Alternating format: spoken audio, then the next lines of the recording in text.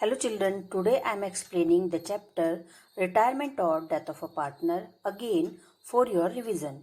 This chapter is coming in your term exam, so do the practice well. Discuss in this chapter like retirement of a partner, change in profit sharing ratio, accounting treatment of goodwill, revaluation of assets and reassessment of liabilities, reserves and accumulated profit and losses, liability towards of a retiring partner, adjustment required on the retirement of a partner, sacrificing ratio, gaining ratio, computation of amount due to retiring partner, adjustment of capitals, payment of full amount in lump sum, payment in installments, when total capital of the new firm is given, when total capital of the new firm is not given, when the retiring partner is to be paid through amount brought by the remaining partner, death of a partner, we will discuss in next chapter. So let's start the meaning first. Retirement of a partner. A partner has the right to retire from the firm after giving due notice in advance. Old partnership comes to an end after the retirement of a partner, but the firm continue and a new partnership comes into existence between the remaining partner. So its meaning is retirement of a partner का मतलब है कि जब कोई partner अपनी partnership से अब retire होना चाहता है, लेकिन इसके लिए उसको एक प्रोसीजर यूज करना पड़ेगा जिसके लिए उसको एक रिटर्न नोटिस अपनी फर्म को प्रोवाइड करना होगा और उसको बताना होगा कि मेरे रिटायरमेंट के क्या रीजन है। यहाँ पर बहुत सारे रीजन हो सकते हैं रिटायरमेंट के कि सपोज उसकी एज जो है वो बढ़ रही है, उसका ओल्ड एज हो रहा है, 60 हो गया या 65 हो गया और वो चाहता है कि मैं अब इतने टाइम तक काम नहीं कर पा रहा हूँ, मैं सफर नहीं कर पा रहा हूँ, तो वो वहां पर रिटायरमेंट लेना चाहता है। सेकंड रीजन यहाँ पर हो सकता है उसकी जो हेल्थ है वो अच्छी नहीं है या वो मेडिकली ट्रीटमेंट यूज करता है, हेल्थ उसकी अच्छी नहीं है, बीमार रहता है, या वो मेंटली प्रिपेयर्ड नहीं है और ज्यादा सफर नहीं कर पा रहा है, बिजनेस में बहुत सारे कॉम्पिटिशन्स होते हैं उन सबको फेस नहीं कर पा रहा है। तो रिटायरमेंट लेने के बहुत सारे रीजन किसी भी पार्टनर के पास हो सकते हैं। तो इसी तरह से जब कोई पार्टनर अगर इन सब रीजन के लिए अगर फर्म से पार्टनरशिप लेना रिटायरमेंट करना चाहता है तो वो कर सकता है, लेकिन उसके लिए उसको एक जो रिटर्न नोटिस है वो अपनी फर्म को देना पड़ेगा और सभी पार्टनर जो रिमेनिंग पार्टनर है वो अग्री करेंगे, कंसिडर करेंगे। After that the partner will be retired. तो इस तरह से जैसे हमने सबसे पहले जब फर्स्ट चैप्टर पढ़ा था तो फर्स्ट चैप्टर में हमने पढ़ा है कि पार्टनरशिप के बेसिक कंसेप्ट क्या है, कि किस तरह से कोई भी फर्म स्टार्ट होती है, उसके लिए क्या बेसिक कंसेप्ट्स होते हैं, वहां पर किस तरह के उसके रूल्स और रेगुलेशंस है, क्या टर्म्स और कंडीशंस अप्लाई होंगी अगर कोई फर्म पार्टनरशिप फर्म में काम करेगी। इसके बाद हमने सेकंड चैप्टर पढ़ा जहां पर हमने पढ़ा admission of a new partner, कि अगर किसी पार्टनरशिप में कोई नया पार्टनर एडमिट होता है, कोई नया पार्टनर एडमिट होना चाहता है तो उसको किस तरह के प्रोसीजर को यूज करना पड़ेगा, किस तरह के रूल्स और रेगुलेशंस होंगे उसके फर्म के लिए या फर्म की तरफ से पार्टनर के लिए।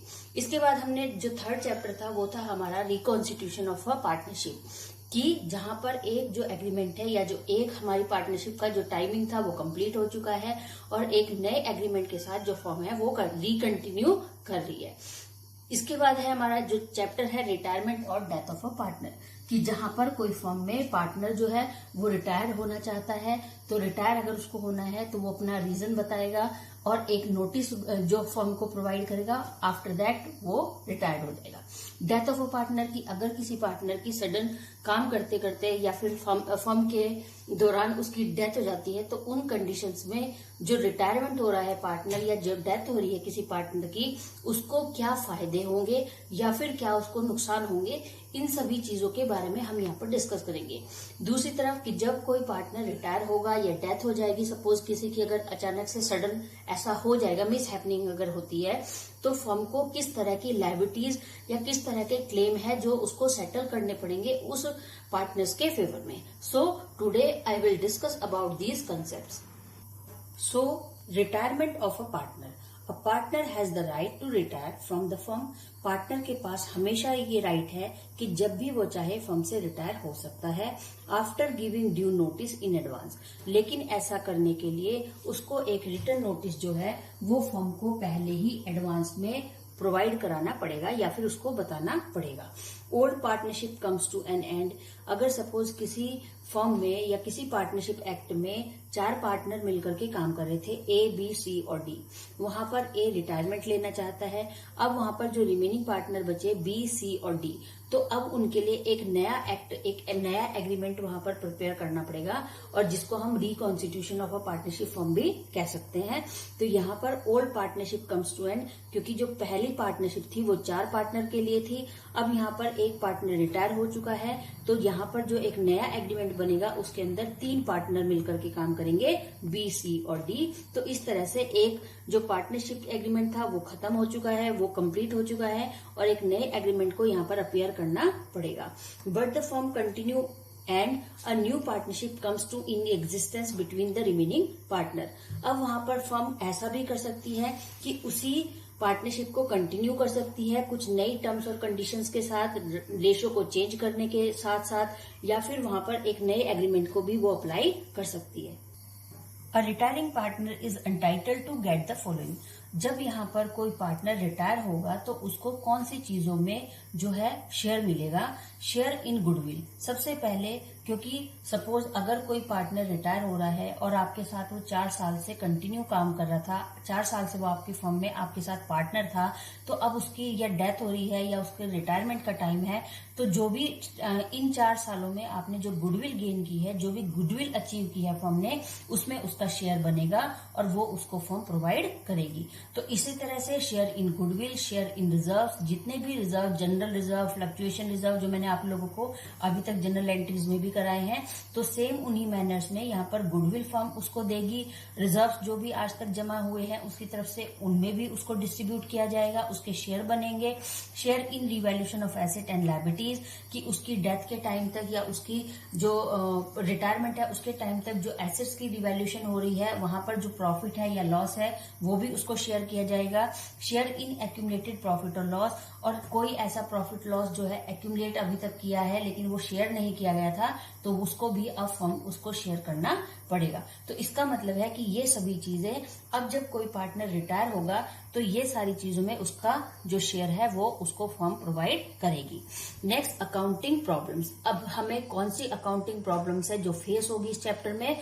Following accounting problem arise on the retirement of a partner, कि जब फर्म में रिटायरमेंट हो रहा है तो हमें कुछ प्रॉब्लम्स को फेस करना पड़ेगा या फिर कुछ कैलकुलेशंस है जो हमारे लिए ट्रिकी हो जाएंगी लेकिन हमें ये सॉल्व करनी होंगी।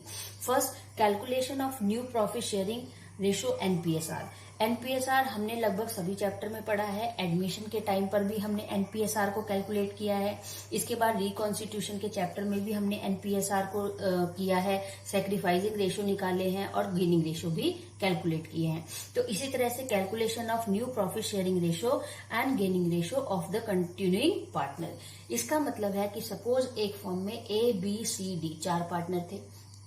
ए रिटायर हो रहा है, अब ए का जो शेयर है वो बचे हुए पार्टनर्स में डिस्ट्रीब्यूट फर्म कर देगी। इसका मतलब है कि वहां पर सपोज ए, बी, सी, डी 4 पार्टनर थे। फिर से बता रही हूं, 4 में से ए रिटायर हो रहा है, ए का जो शेयर था वो बचे हुए पार्टनर्स में डिस्ट्रीब्यूट फर्म कर देगी। अब वहां पर जब ए का शेयर डिस्ट्रीब्यूट अगर किया जाएगा तो बी, सी और डी उनका रेशो बढ़ जाएगा। जब उनका रेशो बढ़ जाएगा तो ये कहलाएगा हमारा गेनिंग रेशो। जब उनका गेनिंग रेशो, इसका मतलब old ratio plus new ratio दोनों मिलकर के इनका एक एनपीएसआर बन जाएगा, न्यू प्रॉफिट शेयरिंग रेशो होगा इन फ्यूचर। अब फ्यूचर में ये नया रेशो ही उनके लिए काम करेगा। इसी तरह से ट्रीटमेंट ऑफ गुडविल। अब हमें यहाँ पर फर्म में 4 साल तक जो रिटायर पार्टनर था उसने जो भी गुडविल में अचीवमेंट किया है, जो भी फर्म को गुडविल अभी तक अचीव हुई है, वहां पर उसका जो भी शेयर है वो हमें ट्रीटमेंट गुडविल के लिए करना पड़ेगा। Accounting treatment for revaluation of asset and liabilities, कि जितनी भी एसेट्स हैं उसके रिटायरमेंट के टाइम पर या उसकी डेथ के टाइम पर वो सारी चीजें रीअसेस करनी पड़ेगी और वहां पर भी हमें उसको शेयर निकालना पड़ेगा कि कितनी जो वैल्यू है, क्या प्रॉफिट या लॉस है जो रिवैल्यूएशन एसेट के टाइम पर बन करके आ रहा है वो शेयर करना है, या लायबिलिटीज बढ़ रही हैं उसके होने से लायबिलिटीज बढ़ी है या हमारी कम हुई है तो उनमें क्या रीअसेसमेंट है वो सब भी शेयर करना पड़ेगा, जिसके लिए हमें यहाँ पर कैलकुलेशन पहले इन सब चीजों की करनी होगी। Next, accounting treatment of reserves, accumulated profit और losses, payment of retiring partner की कितनी पेमेंट है। सपोज अभी अगर सपोज वो पार्टनर हमारे साथ काम कर रहा था तो हमने उसको टाइम टू टाइम लोन भी दिया है, ड्राइंग भी दी है, सैलरी भी दी है, वेजेस भी दी है, तो इस तरह से वहां पर ये पता चलेगा। तो यहाँ पर फर्म ये भी कैलकुलेट करेगी कि ड्यूरिंग द ईयर, जितने भी 4 साल या 5 साल तक वो फर्म में हमारे साथ पार्टनर था, उतने साल के ड्यूरिंग टाइम पर हमने उसके कौन सी चीजें हैं जो पेमेंट उसको कर रखी है, तो उन पेमेंट्स को फर्म डिडक्ट कर देगी और जो भी बैलेंसिंग अमाउंट होगी वो उसको प्रोवाइड कर दी जाएगी। Adjustment of capitals in proportion to profit sharing ratio, कि यहाँ पर जो भी उसकी कैपिटल्स है, उसकी जो सपोज उसने एक ही बार में कैपिटल इन्वेस्ट की है या एडिशनल कैपिटल भी इन्वेस्ट की है, तो उसका जो टोटल कैपिटल अकाउंट है उसको भी यहाँ पर कैलकुलेट करना पड़ेगा और उसके प्रोपोर्शन निकालने पड़ेंगे कि किसकी कैपिटल टोटल, क्योंकि फर्म के पास तो भी टोटल कैपिटल है।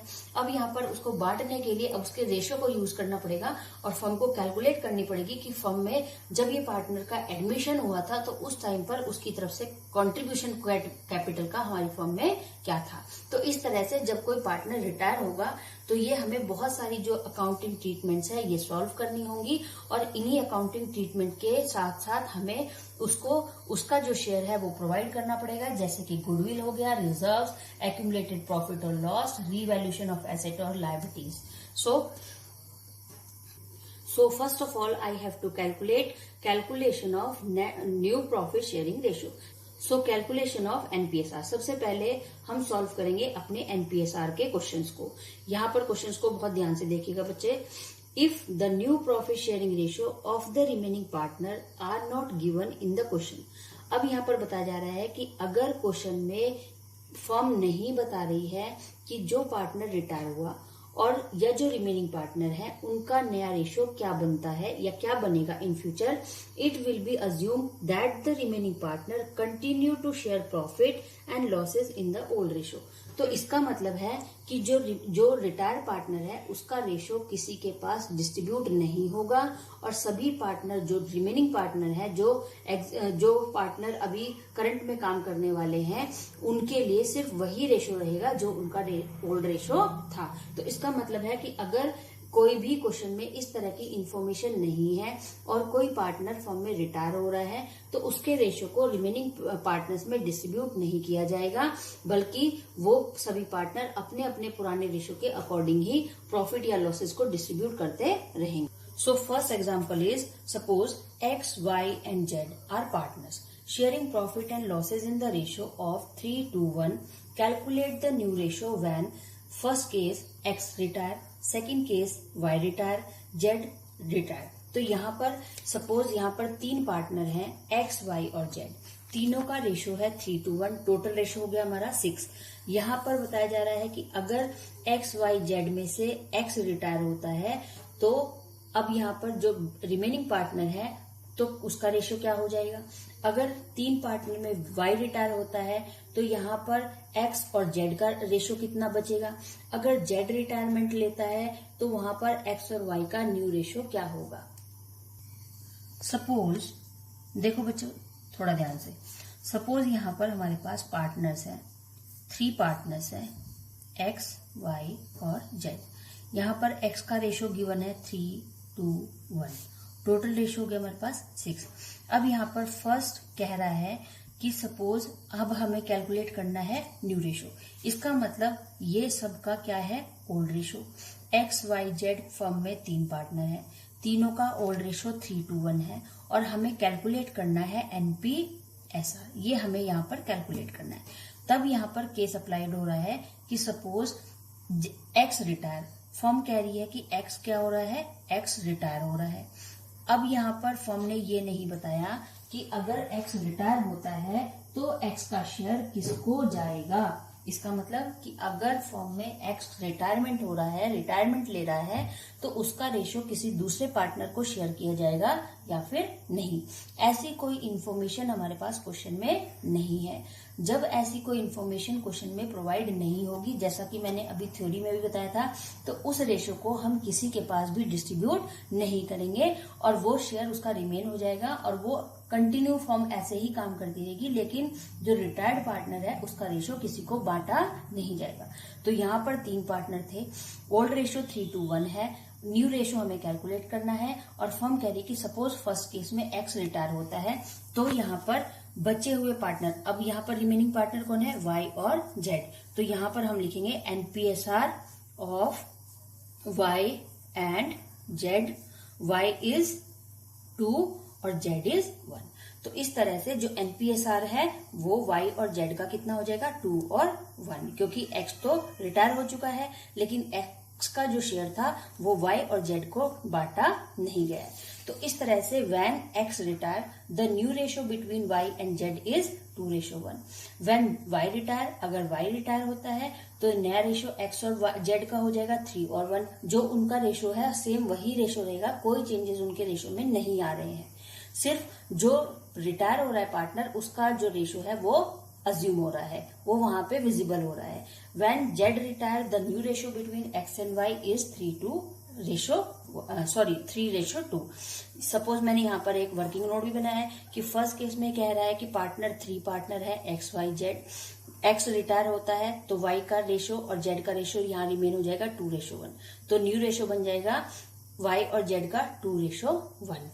इसी तरह से अगर सेकंड केस की बात करें तो यहाँ पर बताया जा रहा है कि अगर वाई रिटायर होता है तो वहां पर एक्स और जेड का जो रेशो है वो कितना बचेगा। इसी तरह से एक्स वाई जेड 3 पार्टनर है, जो वाई है वाई का रेशो 2 है और ये रिटायर हो रहा है। So children, this is the first case जहां पर हमें बताया जा रहा है कि अगर किसी क्वेश्चन में कोई पार्टनर रिटायर होता है और उस रिटायर्ड पार्टनर का रेशो किसी दूसरे जो रिमेनिंग पार्टनर्स हैं उनमें डिस्ट्रीब्यूट नहीं होता, तो हम किस तरह से एनपीएसआर को कैलकुलेट करेंगे। So let's start second question. So now the second question is A, B, C are partners sharing profit in the ratio of 1/2, 1/3, 1/6. Find out the new ratio if B retire. First case है कि suppose A, B, C 3 partner हैं, तीनों का ratio given है 1/2, 1/3 और 1/6। यहाँ पर B retire हो रहा है, सपोज ये B रिटायर हो रहा है और B का रेशो है 1/3। तो यहाँ पर फॉर्म में ये नहीं क्वेश्चन में बताया गया है कि B का जो रिटायरमेंट अगर होने पर उसके रेशो को कोई दूसरे जो पार्टनर है वो टेक ओवर करेंगे। तो इस कंडीशन में जैसे हमने पिछली बार किया था, प्रीवियस क्वेश्चन में किया था, कोई प्रोसीजर नहीं होगा, सिर्फ हमारा एनपीएसआर कैलकुलेट होगा। Next question is P, Q and R are partner sharing profit in the ratio of 1/2, 2/5, 1/10. Find out the new ratio if P partner. P retire, यहाँ पर PQR 3 पार्टनर है और यहाँ पर रिटायर हो रहा है हमारा P, तो P का जो रेशो है वो हट जाएगा और रिमेनिंग रह जाएंगे Q और R। तो इस तरह से नया रेशो यहाँ पर क्वेश्चन मैंने सॉल्व किया है। तो यहाँ पर इन सब क्वेश्चन को आप पढ़िएगा और सॉल्व करने की कोशिश करिएगा, और अगर नहीं होगा तो फिर मैं बताऊंगी, आप मुझसे पूछ सकते हो। Next question is sometimes the remaining partners distribute the share of retiring partner in some specified proportion. अभी तक जो मैंने आपको फर्स्ट 2 क्वेश्चन बताए हैं वहां पर मैंने आपको बताया कि अगर किसी क्वेश्चन में जो पार्टनर रिटायर हो रहा है और उसके रेशो को बांटने के लिए फर्म ने कोई एडजस्टमेंट नहीं दी है, तो उस कंडीशन में हम रिटायर्ड पार्टनर के रेशो को किसी दूसरे पार्टनर में रिमेनिंग पार्टनर्स में डिस्ट्रीब्यूट नहीं करेंगे, केवल उनका ओल्ड रेशो जो अभी तक चलता आ रहा था रिमेनिंग पार्टनर्स का वही कंटिन्यू करेगा। अब यहाँ पर हम सेकंड केस की जो क्वेश्चन है उसकी बात करते हैं कि अगर फर्म में जो पार्टनर रिटायर हो रहा है और उसके लिए एक स्पेसिफिक एक जो स्टेटमेंट है वो फर्म यूज कर रही है और बता रही है कि जो पार्टनर रिटायर हुआ उसके रेशो का आपको क्या करना है, या जो कंटिन्यूइंग पार्टनर है वो क्या करेंगे, तो उन क्वेश्चंस को हम कैसे सॉल्व करेंगे। So sometimes the remaining partners distribute the share of retiring partner in some specified proportion. यहाँ पर बताया जा रहा है कि रिमेनिंग पार्टनर्स जो हैं वो रिटायरिंग पार्टनर के रेशो को कुछ स्पेशल प्रोपोर्शन में बांट लेंगे आपस में। In such cases the fraction of share purchase by them is added to their old share and the new ratio is calculated. इसका मतलब क्या है कि अगर कोई रिटायर हो रहा है पार्टनर, उसके रेशो को जो रिमेनिंग पार्टनर है, जो बचे हैं, अब वो बांट लेंगे और उसको एक स्पेशल रेशो में बांटेंगे और इस तरह से उनका एक नया गेन रेशो यहाँ पर क्रिएट हो जाएगा। कैसे कि उनका old ratio plus new ratio, दो रेशो उनके प्लस हो जाएंगे और उनका जो रेशो है वो गेन रेशो बन जाएगा। चलिए क्वेश्चन देखते हैं। A, B and C are partners in a firm sharing profit in the ratio 5:4:3। B retired. यहाँ पर A, B, C तीन पार्टनर थे। B रिटायर हो रहा है और तीनों का ओल्ड रेशो 5:4:3 है। B रिटायर हो रहा है and his share was divided equally. अब यहाँ पर फर्म बता रही है कि B जब रिटायर होगा तो B के रिटायरमेंट के बाद उसका जो रेशो है, तो यहाँ पर B का रेशो है 4। अब 4 के रेशो को उसने कहा कि जो रिमेनिंग पार्टनर है, सपोज A और C, ये दोनों मिलकर के इक्वल आपस में डिस्ट्रीब्यूट करेंगे between A and C। Calculate the NPSR of A and C। तो यहाँ पर क्वेश्चन में हमें नई चीज मिली है कि यहाँ पर फर्म बता रही है कि जब कोई पार्टनर रिटायर होगा तो उसका रेशो जो है वो रिमेनिंग पार्टनर्स में किस तरह से बांटा जाएगा और इक्वल है या फिर वो एक नया रेशो बताएगा कि इस रेशो में हम उसको डिस्ट्रीब्यूट करेंगे। Next question is A, B and C were partners, ratio 5:4:3। C retire and his share was taken up by A and B in the ratio of 3:2। यहाँ पर बताया गया था कि जब कोई पार्टनर B रिटायर हो रहा था तो B के रेशो को रिमेनिंग पार्टनर इक्वल डिस्ट्रीब्यूट कर रहे थे, इक्वल अपने आपस में डिवाइड कर रहे थे। यहाँ पर बताया जा रहा है कि A, B, C तीन पार्टनर है, C रिटायर्ड हो रहा है और उसका जो रेशो है वो A और B को मिलेगा 3 और 2 के रेशो में। Find new ratio. तो इस तरह से यहाँ पर जो मैंने आपको 4 आज न्यूमेरिकल क्वेश्चन दिए हैं, इनको आप फिर से एक बार पढ़िएगा। कोई प्रॉब्लम अगर होती है, कोई चीजें अगर आपको क्लियर नहीं हुई है तो आप मुझसे पर्सनली या फिर जो व्हाट्सएप ग्रुप है हमारा, वहां पर आप मुझसे पूछ सकते हैं। सो बच्चों, आप लोग ये वीडियोस जो है वो ऐसे ही कंटिन्यू करते रहिए और अपने होमवर्क को अपडेट करिए और प्रोजेक्ट जो आपको दिया गया है उसको आप कंप्लीट करने की कोशिश करिए 15 जुलाई तक। So take care and good bye.